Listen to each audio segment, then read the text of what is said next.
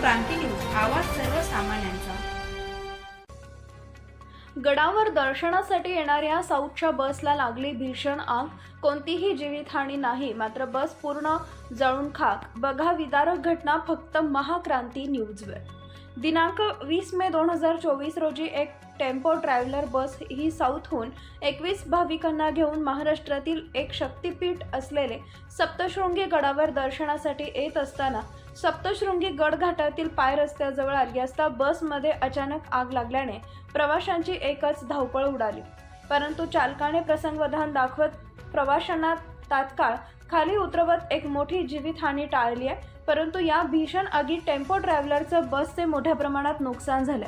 Tempo traveller बसने पेट घेताच त्या ठिकाणी नांदुरीकडून सप्तशृंगी गडाकडे जुगल उपाध्ये यांचे टँकर घेऊन जाणाऱ्या चालकाने तात्काळ घटनास्थळी थांबून व ग्रामस्थांना सूचित करून आग विझवण्याचे शर्थीचे प्रयत्न केले। ही भीषण आगीची घटना कळताच सप्तशृंगी गडावरील ग्रामस्थ, रोपवे कर्मचारी तसेच चालतं बोलतं मदत ग्रुपचे संचालक संदीप बेनके व सदस्य यांनी घटनास्थळी जाऊन आग विझवली।